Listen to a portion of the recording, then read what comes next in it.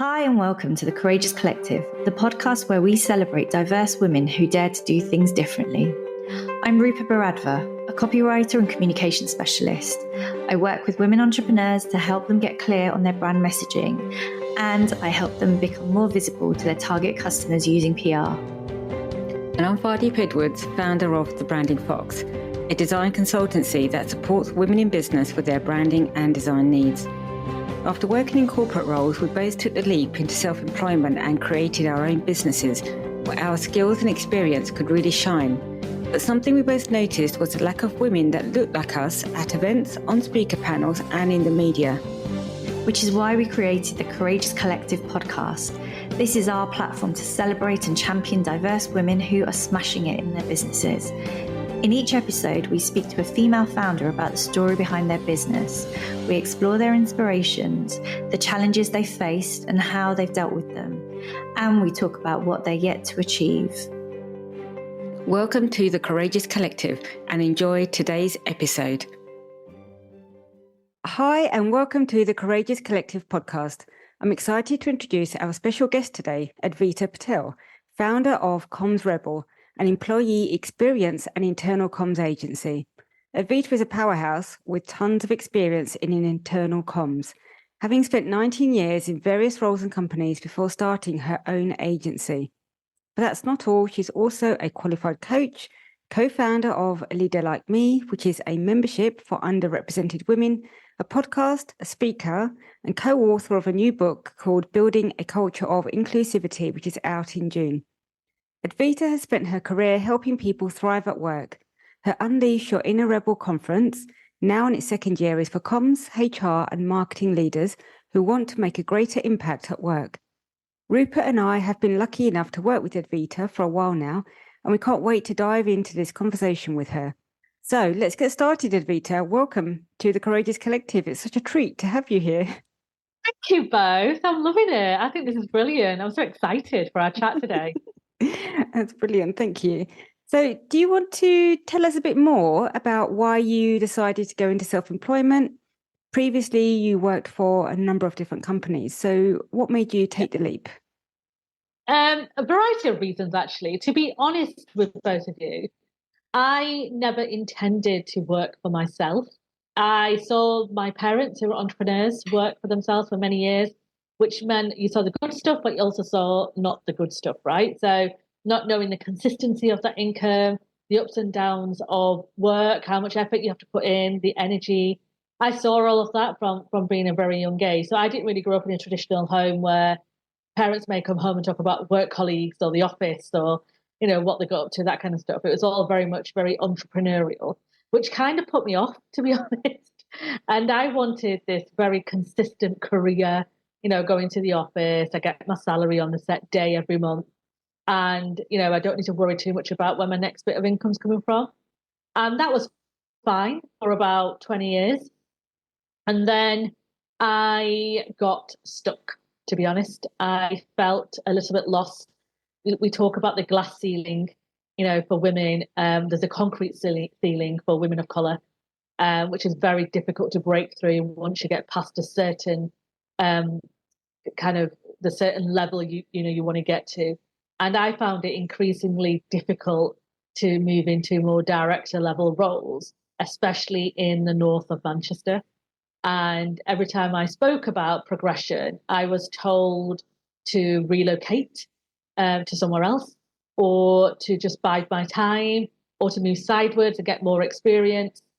Go and do a different job, you get more experience, and you know, go and get a certificate in this, go and get qualification in that. So I collected certificates and qualifications and experiences throughout my whole career. You know, I felt like I prided myself on that credibility, to be honest. But then you just get tired. And that's exactly what happened. An opportunity that I felt I should have had based on the feedback I received in an organization. I was on the talent pathway. I was outstanding achiever. I received awards. I was the chair of the Chartered Institute of Public Relations Inside Group. I was doing everything that I needed to do, I felt, to be seen as credible in that space. But yet I wasn't given a chance, I felt. And I think at that point I realized that I was tired of fighting for my worth. and I wanted to take control of my own destiny. And I went through a bit of a dip in my confidence. So I spent 6 months feeling a bit miserable, to be honest, not really believing in my worth, actually considering leaving communication and doing something else. I felt I couldn't enhance my career any further. I didn't want to move from where I was. So I felt I had no choice. And then I read a book by Shonda Rhimes called The Year of Yes. And if you haven't read that book, anyone listening, if you haven't read that book, read it.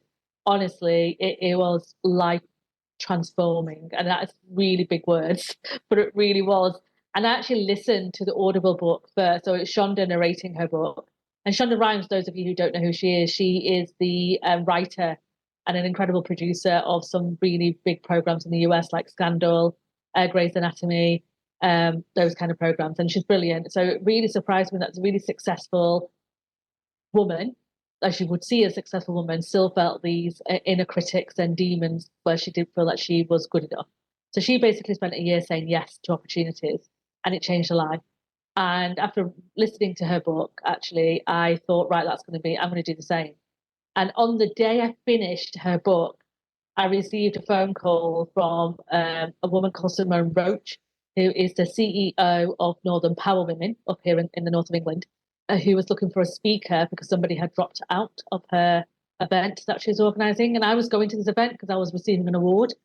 And she read my blog post on confidence, and she wanted to come and talk about that. And it was the first time I'd ever spoken publicly. I'd never spoken publicly before that point. All my kind of, I suppose, standing on stage was done internally in front of colleagues that I knew, but never in front of strangers. So taking on the philosophy of Shonda Rhimes, I said yes.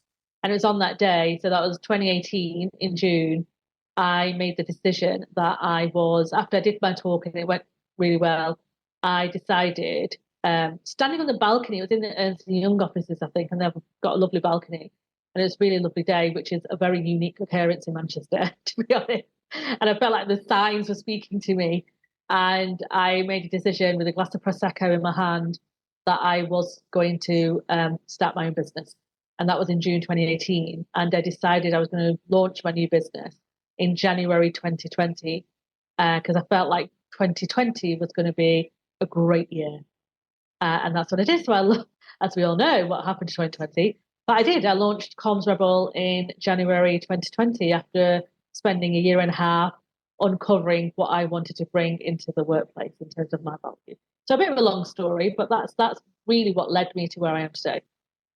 Oh, thank you, Advita. I mean, just you sharing that is incredibly inspiring. I think, your experience of firstly collecting all of these different qualifications to just feel that you were able to, I guess from your perspective, but also from the company you worked with, their perspective, qualified to be promoted and kind of put into a senior position. I think a lot of us listening to this conversation have probably been in similar situations. I definitely have been. So thank you for sharing that. I wanted to just talk to you about being in charge of your, suddenly this new business. You've kind of always been used to working within a corporate and being, I guess, part of the food chain within a big organization. What was it like to actually be the one that was suddenly leading the charge? Did you feel equipped to be a business founder? What were kind of the early days like? And not forgetting, obviously, it was the start of the pandemic. We were all going into lockdown. So tell us a bit more about that time. It was petrifying. It was absolutely. I was looking around for a responsible adult, Rika, to be honest with you. I was like, who's going to help me make these decisions? Oh, that's me. I'm the owner. I'm responsible for this business. And I still have moments of, why are you asking me that question? It's like, well, because you own the business and you need to make a decision. And it takes a while to get into that mindset. I'm sure both of you can relate. You're a bit like, oh my goodness, like I am responsible for an actual business that's actually making money, that's actually adding value into an organization, and people are listening to me. And it takes a while to transition. And you're right, the pandemic, I feel like my business is very unique in the sense that I grew my business during a pandemic, which is a very different experience to somebody who may not have to start their businesses in a pandemic. But in a pandemic, it makes you really narrow down and be focused and intentional in how you are going to approach your work, because people were so distracted and so worried and scared of investment and buying in consultancy. And it was around this time I felt that the pandemic could have made or broke me, to be honest, because I was contemplating bringing up my ex-manager, who offered me a very interesting role before I left with great package, great bonuses. And I was like, no, I'm going to do this on my own and all that. And when March hit and all my kind of warm leads started to pull away, I did panic. And I think that month in March 2020, I earned something like 720 quid, which was just scary. I mean, people tell you to have a contingency, and which I did, which was great. But when you're earning less than what you earn on your first Saturday job, you start questioning. You start going, "What is? I can't. How can I do this? How can I continue with 720 odd quid coming in a month? That is just ridiculous." But that made me more determined, right? And I was determined not to fail. But I remember dialing the number of my old manager and about to call him to say, that offer, do you need anyone still? But luckily I've got a great community around me, and my friends and my community were like, hold steady, you'll be okay. It's just everybody goes through this and it's fine. And, just play it by ear and see what happens. You've got contingency, you've got a pot of kind of like, things to cover expenses, you'll be all right. And that's what kept me going, that kind of community around me and my friends and my family, that they believe more in me at that time than I believed in myself. And even though I was confident in my abilities, I spent a lot of my time working on my confidence. I did have a moment of, oh my goodness, what is going on? But one of the biggest things I did was being intentional and having a goal, like goals and a plan. And you do kind of have a plan in workplace. I'm not saying that you don't, but it's more about your performance, isn't it? Your plan, like what are you going to perform? What are you going to do next? This was very much about, where do I want the business to go? Who do I need to attract? What kind of clients do I need to work with? Where do I need to put my focus on?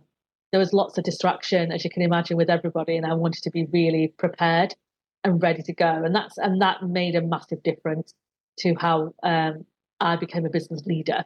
I invested in skills which I felt were not there in that moment to lead a business. So I joined the Institute of Directors. They have lots of programs and courses for new directors. I undertook some of them. I invested in my public speaking because I knew visibility was going to be a big part of who I was. There's lots of people in this space competing. So I wanted to stand out. And I took risks.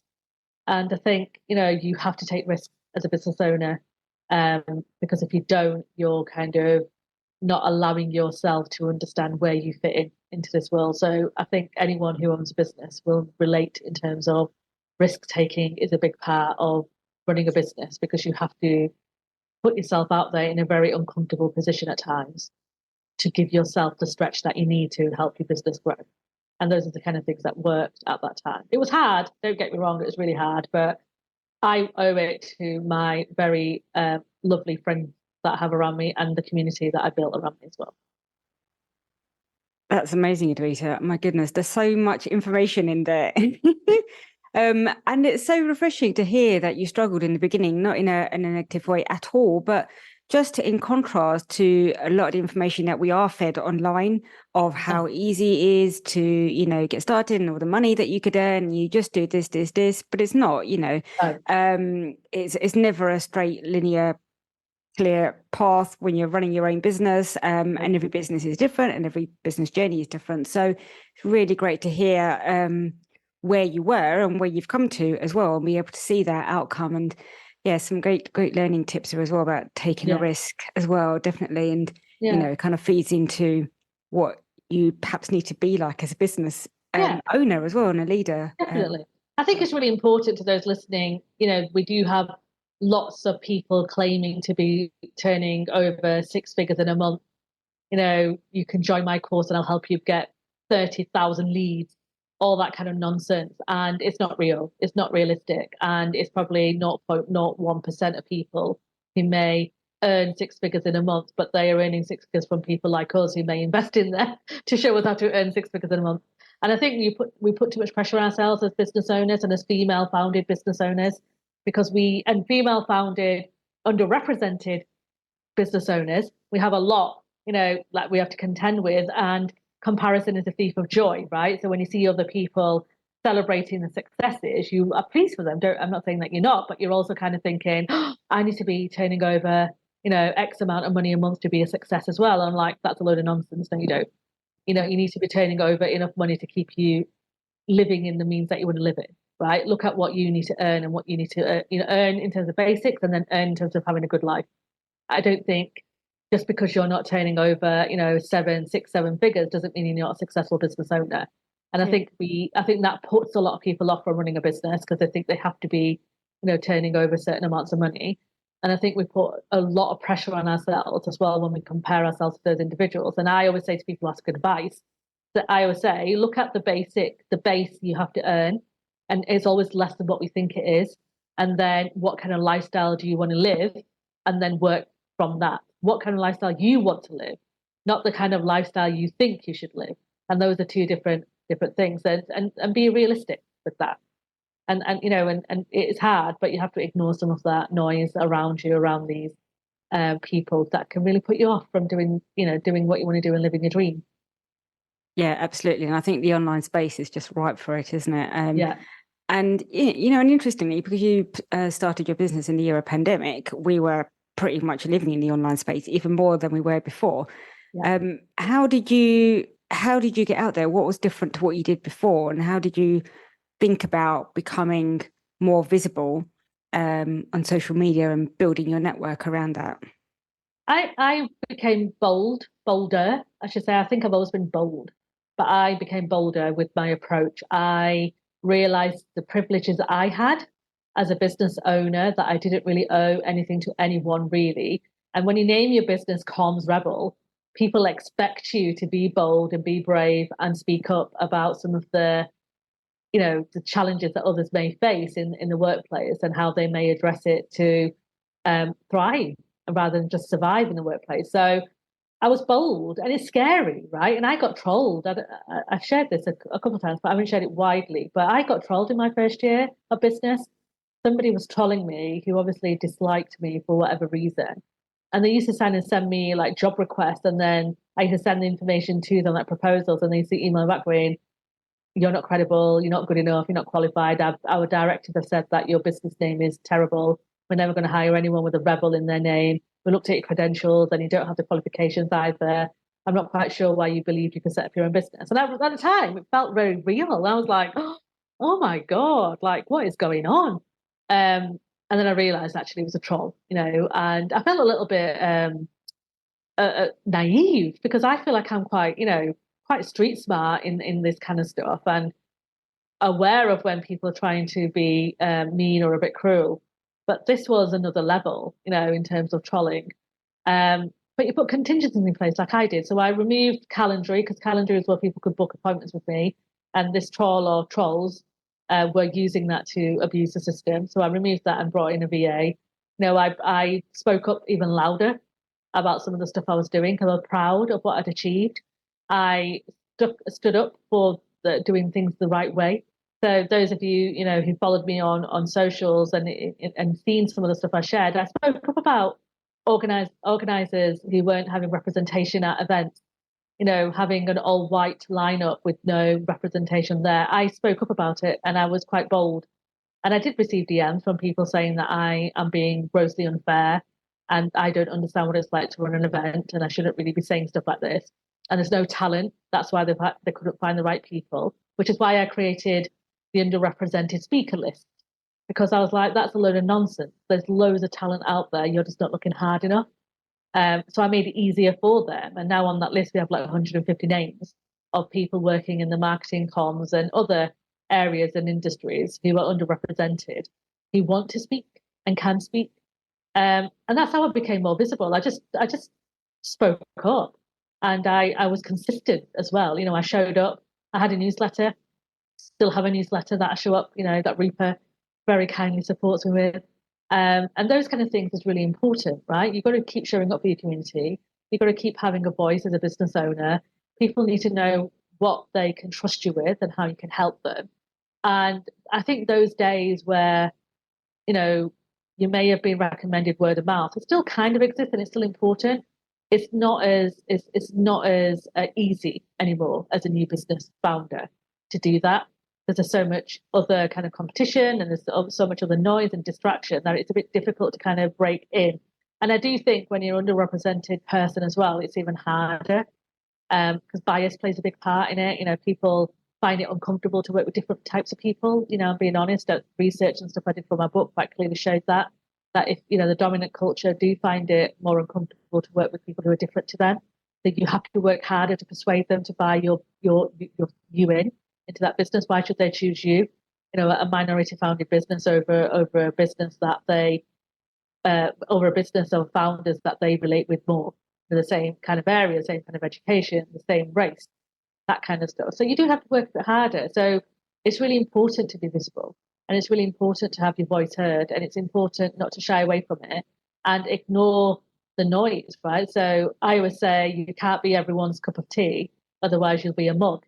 And a lot of my coachees, when I do my confidence coaching, will say to me, oh, I don't want people to think I'm showing off though. I don't want people to think that I've got a bit of an ego. I don't want to keep telling people how great I am. I'm like, so what? You are great. Tell people you are. Like, we're so humble about stuff like this. And sometimes we need to take the lead and be proud of what we've done. Nobody woke up in the morning. Well, not many people woke up in the morning, were handed, everything on a silver platter. You've worked hard to get to where you are, and you sacrificed a lot to get to where you are. So you should be proud of what you've achieved. And if you can inspire one other person who's watching and listening to you to make change happen, then you owe them that, right? So if you take yourself out of the equation and think about the changes you're helping others make. And that's the way I kind of look at visibility. When I'm a bit nervous or putting something out there, or a bit scared, or think I'm making too much noise already, I'm like, well, what if I can change the life of one person? Yeah, and I would just say, I think the proof is, from myself and probably from Vardeep as well, your presence on social media is inspiring. The social posts that you mentioned around, lack of kind of diverse speakers at conferences inspired me actually to reach out to somebody that was speaking at an event which was an all white and all male lineup in 2021. And it was shocking that they hadn't considered it. But then when I took a step back and actually understood, things like the bias, which you've mentioned, it was really helpful to see how you had done it, and actually, being able to do it in a nice and genuine and authentic way as well. Because I think that's what you're all about. It's refreshing what you're saying, but you say it as it is. And I think that's why people actually really like you as well, is, want to work with you. So, thank you. Well, thank you, Reaper. I think, I think you can share uncomfortable truths with kindness. Yeah. And I think that's really important. And especially when it comes to inclusion, diversity and equity, it is a very, complicated, complex world. And people are fearful of getting things wrong. And in my experience, 99% of people are not malicious.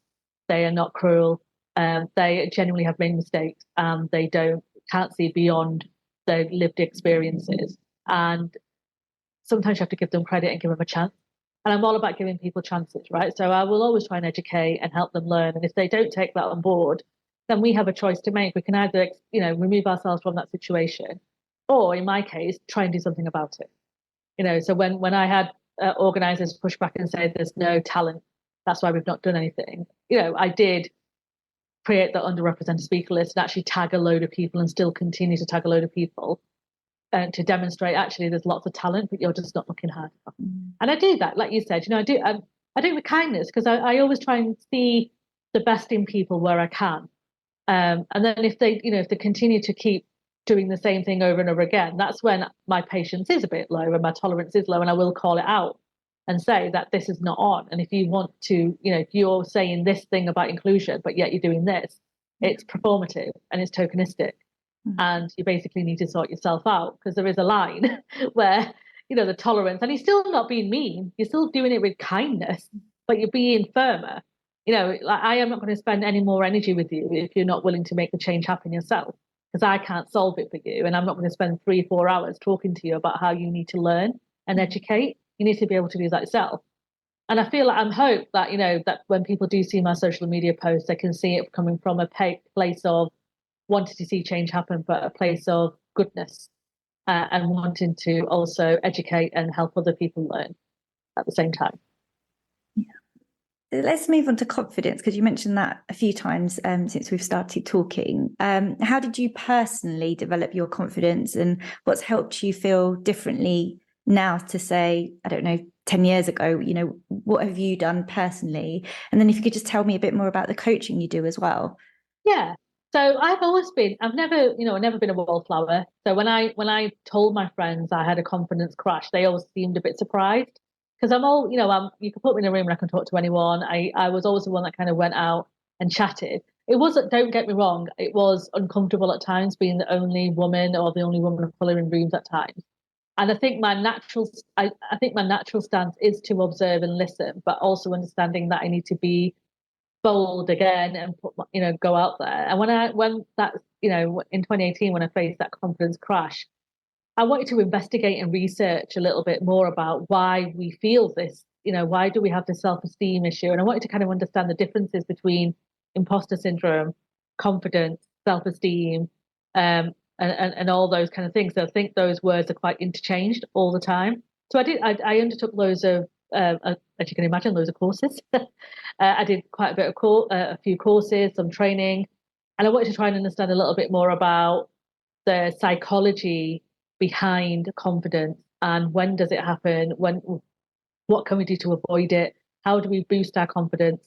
And I listened to loads of experts and specialists in the space, and started to think, actually, there's something in this, and there's something I can help others as well.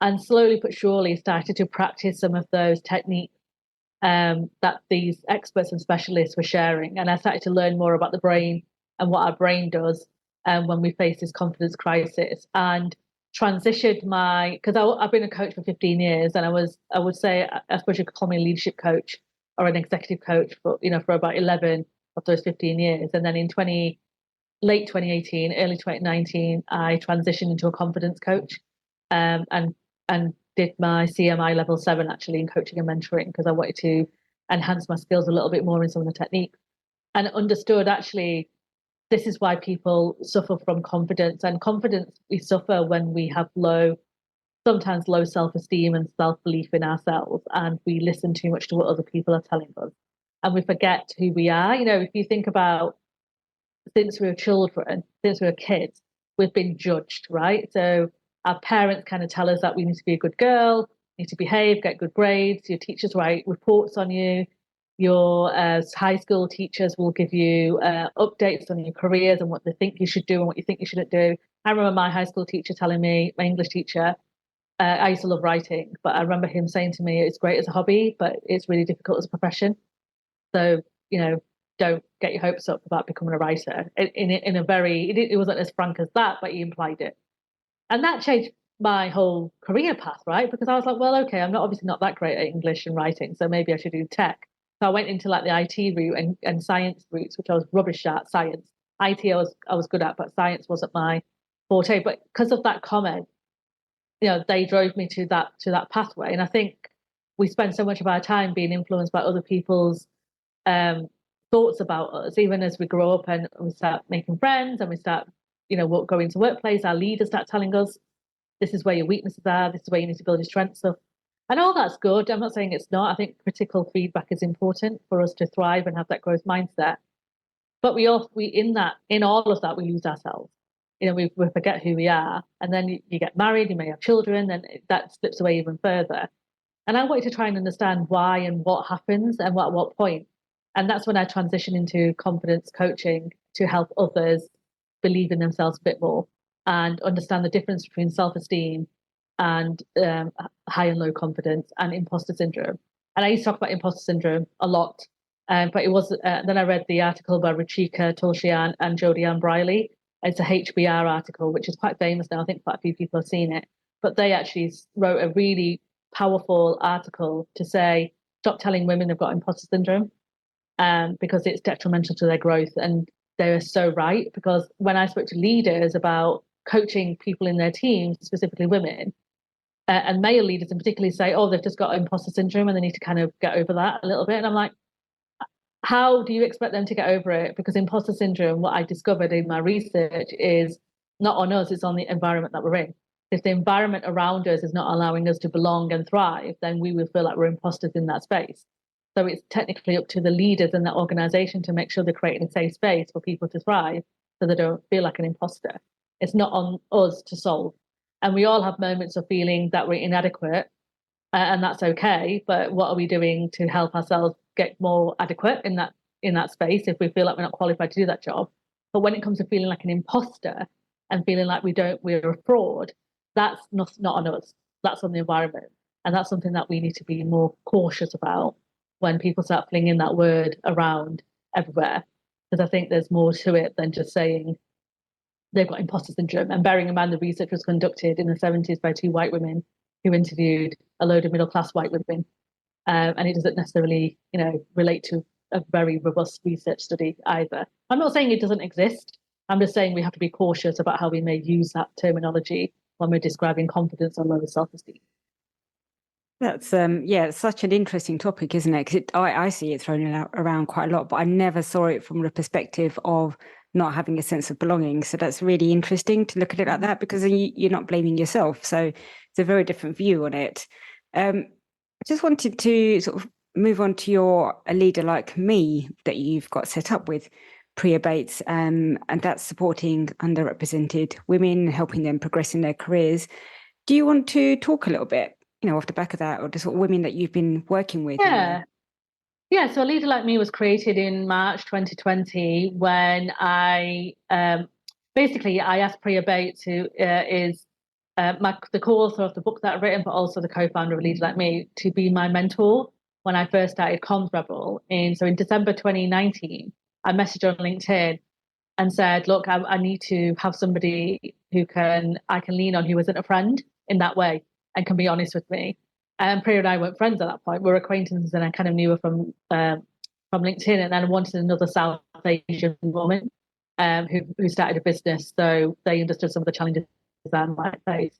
Now, Priya's 10, 15 years older than me, so a slightly different generation. But when we started talking, started to talk about why we set up our own businesses and some of the challenges we face in the workplace, we had very similar experiences. And that kind of threw us a bit, because, it's generation between us. You think things would have changed by the time I came into the workplace, but nothing had really changed. Laws had changed a little bit, things like that, but behaviours hadn't, and beliefs hadn't. I think people see us as a model minority as South Asian women, and believe that we're submissive and just keep our heads down and should just crack on and do the late, long hours and early starts and not really cause a fuss. And that's how people see us, right? And Priya had very similar experiences. So we decided to use our combined experiences and create something that would help other women have support, because we recognize that unless you're networked, unless you were well networked, you would struggle for that.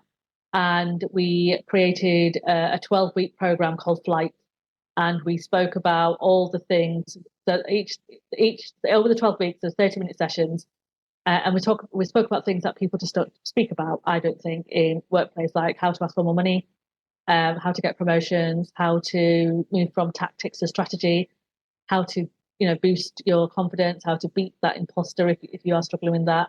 And we did 12 sessions, and we just threw out a LinkedIn message one day and said, look, we're looking for 30 women across the globe who want to progress in their careers, to test out this pilot thing that we're doing. Anyone interested? And we're inundated, and we had 30 women joining us on the first cohort. And it grew from there. And, we did 4 cohorts of A Leader Like Me. Now we've moved it onto an online training program. So it's self-study, so people can watch it whenever they want, because times have changed again, and you have to adapt to how times are changing. And we created a membership. So we've got a group of women in the membership. But again, with Leader Like Me, things have evolved. And when the need was there in 2020, I believe, with all the focus on diversity, equity, and inclusion, organizations have stepped up a bit, and have recognized that people need additional support, and I've actually started to introduce other models of training and program in the organization to support underrepresented people. Not everybody, but I think people are moving into that direction. So a leader like me has evolved again. So Priya and I are kind of deciding, where do we sit in this world now? Is it needed? Do we create something else from that? And if it wasn't for a leader like me, we wouldn't have we wouldn't have written the book that we've written, which is all about building a culture of inclusivity. So, it's been a great experience for us. We've loved supporting all those women. We don't know where Leader Like Me is going to go in the future. We have no idea, but we're so proud of all the women who've been members of the community. They've all achieved incredible things. And we've had fantastic testimonials from, all of them to say how much they've changed their lives and how things have changed for them. And that for us is something that we hold very close to our heart, because it just demonstrates when you build a collective and a community how things can change for individuals. But yeah, it was brilliant, and we love it, and we still love it. And we still have, we're still working with the community. We have a WhatsApp group now where we stay in touch regularly about how things are going. We still do our monthly coaching with the community as well. So we meet up on a monthly basis to chat through any challenges people are facing or adversities that we're going through. And we've still got our online program as well that people can. We've changed it from 12 weeks to 6 weeks. And we've made it a little bit more accessible compared to what it was before. So you don't have to show up live anymore now. You can just watch it when you want. And I guess a recurring theme, which has kind of been throughout your career and more so since you started Comms Rebel, is inclusion. Yeah. So we've got obviously your Unleash Your Inner Rebel conference, which is going to be held in June. We've got the book, which, will also be out in June. So there's quite a lot happening going on in June. What drives you? I'm interested. What drives you to do different things, and how do you keep the energy up? And what's the driving force to keep these projects going? It's purpose, right? So I've got a very strong purpose in wanting to help people live their best life, and whatever that looks like for them. And I want to make sure that people are thriving in organizations, not just surviving. And that is driving me to do the things that I do and to make the changes that I'm making. And it's not easy. It's not easy to continue at a level of the pace that I have been working at, because it can be exhausting. And there can be moments of, why am I doing this, when things don't pay off? As you both know, as founders of businesses, you will fail. And it's not if, it's when. And I say this to people all the time, like, it's not if you fail, it's when you fail. And for me, it's when you fail, is how quickly do you get back up again and start something else. And that's what business in my mind is about. And I wanted to try these things and do things in the hope that it helps to change people's lives, whether that's an ally who wants to do something different, whether that's an underrepresented person who wants more support, whether that's somebody who just wants to do things differently in culture. Things have changed so much as the pandemic. People are less tolerant of really poor behavior. And organizations are losing good people because they're just not seeing the changes needed to make in terms of helping other people, perform to the best of their ability. And we can be a bit lazy on that. And when EDI is involved, we can become very transactional. So you'll do Black History Month, and we'll do LGBTQ plus month, or we'll do International Women's Day. But dig a bit deeper, International Women's Day, what's your gender pay gap like? How many women are actually in that boardroom? How many people are in senior positions? Black History Month, what have you done for Black people in the community? What have you done to help Black people thrive in your organisation? Pride Month, are your leaders investing and donating to political figures who have voted against some policies that, that stops people within that community progressing and thriving? Those are the kind of things that you need to kind of think about. And I think people don't often look at it in that way. And that's where the book came from. So the book was driven by Priya and I being approached for advice frequently, and us not really having the time to sit on a one-to-one basis with these people asking questions. So we were like, right, what can we do to help people be better, basically? And that's where the book idea came from. We're like, why don't we just put it in a book?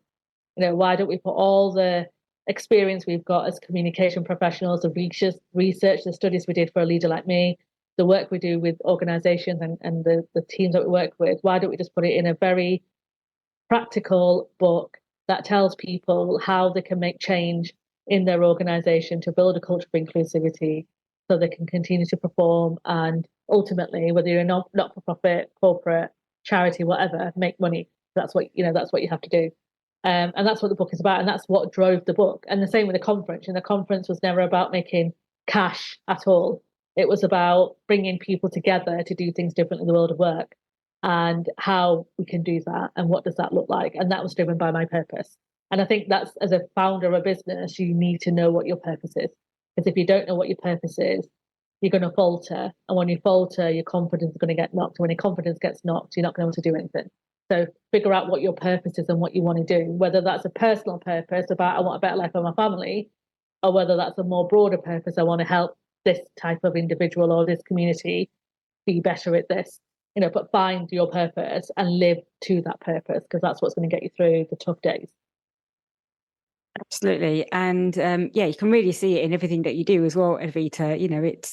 It's definitely driving your businesses and your activities. So it's really great to see that be all aligned. You did actually answer one of the other questions that I was going to ask, was about thinking about starting your own business. And it sounds like, it's think about how you can do things differently and be a bit bolder and braver, which I love. Yeah. So, Find your purpose. I always advise people to do the Ikigai, the Japanese Ikigai model, because that's a great starting point to understand what do you love, what matters, what can you earn money for. And when you can fill that kind of Venn diagram in, it helps you focus your thoughts, because there's so much we could do and there's so much and I made the mistake at the start of trying to do everything because I was trying to make money. And he started panicking, and so he started thinking, I can do graphic design. I can't, by the way, Vardy. There's no day job that. But you start thinking that you can do stuff like that, right? You think, I can do this and I can do that. And I think with tools that are available, people think they can do everything. But if it's not driving your passion and you're not adding any value, ultimately over time, the chasing after money is going to get tiresome. You need to chase after your purpose, because that's what's going to keep your momentum going and give you the boost that you need to continue thriving and growing your business. Oh, thank you, Advita. Honestly, that's such great advice. And I'm sure our listeners will get loads and loads of value out of it as well. And thank you so much for joining us today and coming onto our podcast. Really appreciate your time and giving away your insights as well. Such an inspiring conversation. I feel like my head is buzzing with ideas. So thank you so much. No, thank you. Thank you, both of you. I really enjoyed this chat. I could have spoken for another about 2 hours. I'm sure the listeners won't appreciate that, though, to be fair. We'll invite you back, Advita, don't worry. Oh, thank you. Thank you so much. If you'd like to find out more about Advita, her new book, or the Unleash Your Inner Rebel event, head to her website, commsrebel.com. We'll also pop her social handles in the show notes so you can connect with her too. That's it for this week. We hope you enjoyed the conversation.